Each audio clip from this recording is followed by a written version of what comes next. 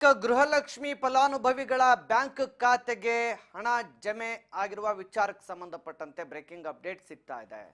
3 ತಿಂಗಳಿಂದ ಖಾತೆಗೆ ವರ್ಗಾವಣೆಯಾಗಿಲ್ಲ ಹಣ, ಹಣಕಾಸಿನ ಕೊರತೆ ಏನಿಲ್ಲ ಅಂತೇಳಿ ಸಿಎಂ ಒಂದು ಕಡೆ ಸ್ಪಷ್ಟನೆ ಕೊಡ್ತಾ ಇದ್ದಾರೆ. ಕಳೆದ ಬಜೆಟ್ನಲ್ಲಿ 52,009 ಕೋಟಿ ರೂಪಾಯಿ, ಈ ವರ್ಷದ ಬಜೆಟ್ನಲ್ಲಿ 50,018 ಕೋಟಿ ರೂಪಾಯಿ ಮೀಸಲಿಡಲಾಗಿದೆ. ಹಣಕಾಸಿನ ತೊಂದರೆ ಬಗ್ಗೆ ಎಳೆಯಾಗಿ ಸಿಎಂ ಹೇಳಿದ್ದಾರೆ. ಯಾವುದೇ ಹಣಕಾಸಿನ ತೊಂದರೆ ಇಲ್ಲ, ಅದಕ್ಕೆ ಸಂಬಂಧಪಟ್ಟಂತೆ ಬಜೆಟಲ್ಲಿ ಮೀಸಲಿಟ್ಟಿದ್ದೀವಿ ಹಣ, ಫಲಾನುಭವಿಗಳ ಖಾತೆಗೆ ಹಣ ವರ್ಗಾವಣೆ ಆಗುತ್ತೆ. 3 ತಿಂಗಳಿಂದ ಖಾತೆಗೆ ವರ್ಗಾವಣೆಯಾಗದ ಹಣದ ವಿಚಾರಕ್ಕೆ ಸಂಬಂಧಪಟ್ಟಂತೆ ಪ್ರತಿಕ್ರಿಯೆ ಕೊಟ್ಟಿದ್ದಾರೆ ಸಿಎಂ ವಿಜಯನಗರದಲ್ಲಿ.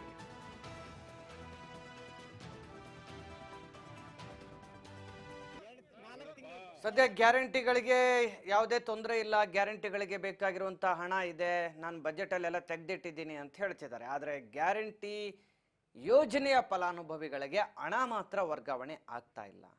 ಈ ವಿಚಾರಕ್ಕೆ ಸಂಬಂಧಪಟ್ಟಂತೆ ಇವತ್ತು ಪತ್ರಕರ್ತರು ವಿಜಯನಗರದಲ್ಲಿ ಸಿಎಂ ಅವರನ್ನ ಪ್ರಶ್ನೆ ಮಾಡ್ತಾರೆ. ಬಟ್ ಸಿಎಂ ಹೇಳ್ತಾರೆ, ನಾನು ಆಲ್ರೆಡಿ ಬಜೆಟಲ್ಲೇ ಹಣ ತೆಗೆದಿಟ್ಟಿದ್ದೀನಿ, ಹಣದ ಕೊರತೆ ಅನ್ನೋದು ಸುಳ್ಳು, ಹಣದ ಕೊರತೆ ಇಲ್ಲ ಅಂತ ಸ್ಪಷ್ಟನೆಯನ್ನು ಕೊಟ್ಟಿದ್ದಾರೆ.